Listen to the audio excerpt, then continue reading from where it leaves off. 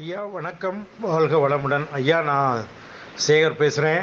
வாட்ஸ்அப்லேயும் இருக்கேன், முகநூல் பக்கத்துலேயும் இருக்கேன். ஐயா ஒரு முக்கியமான செய்தி, இதை எல்லாருக்குமே சொல்லுங்கள். ஏன்னா இன்றைக்கி மிகப்பெரிய லெவலில் பாதிக்கப்பட்டிருக்க அந்த சுகர் அப்படின்றத இன்றைக்கி ரொம்ப பெரிய வியாபாரமாக்கி கந்தரகோலம் பண்ணிட்டாங்க. நாங்களே ரொம்ப அந்த ஹெர்பல் பேட்சில் இருக்கவங்களே ரொம்ப வேதனையோடு இருக்கோம், முடியலை.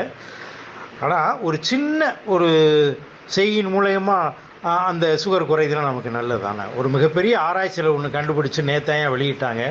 அதை எனக்கு உண்மையிலே எல்லாருக்கும் சொல்லணும்னு ஆசை. எல்லாருமே இதை கொஞ்சம் ரிஸ்க்காக எடுக்காமல் கொஞ்சம் எல்லாம் சொல்லுங்கள். வேறு ஒன்றும் இல்லையா, சுகர் பாதிக்கப்பட்டவங்க யாராக இருந்தாலும் அன்று காலையிலிருந்து அன்று இரவு அவங்க படுக்கிற வரைக்கும் அவங்க சாப்பிடக்கூடிய எல்லா உணவுகளையும், ஃபார் உதாரணம் டீ காஃபியை தவிர மற்ற இதில் சாப்பாடு சாம்பார் ஊற்றுறாங்க, இல்லை குழம்பு ஊற்றுறாங்க, அடுத்து காய்கறி வைக்கிறாங்க, வடை எது சாப்பிட்டாலுமே அதில் 2 சொட்டு எலுமிச்சம்பழ சாறு விட சொல்லி சாப்பிட சொல்லுங்கள்.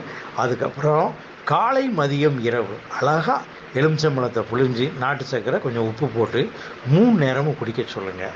அதில் உள்ள சிட்ரிக் ஆசிட் இருக்குது பார்த்தீங்களா, அது தேவையில்லாத சுகரை அப்படியே கம்ப்ளீட்டாக எரேஸ் பண்ணுறதா ஒரு மிகப்பெரிய ஆராய்ச்சி நேற்று எங்கள் ஹெர்பல் டீம்லேருந்து அனுப்பிவிட்டு எனக்கும் வந்துச்சுயா.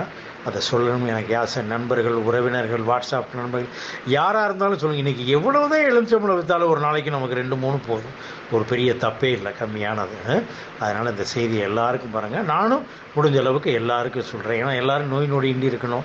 சுகருன்ற இன்றைக்கி மிகப்பெரிய ஒரு அரக்கனை ரொம்ப வளர்த்து விட்டாங்க. அது எல்லாருமே குழம்பி போய் கிடக்கும். இன்றைக்கி ஹோமியோபதி, ஹெர்பல், அலோபதியில் எல்லாமே குழம்பதி. ஒரு நல்லா இருக்கேன், நான் இதை சாப்பிட்டு எனக்கு சுகர் இப்படி ஆயிருக்குன்னு சொல்கிற இன்றைக்கி முகப்பாவனையை யாரையுமே நம்ம பார்க்க முடியல.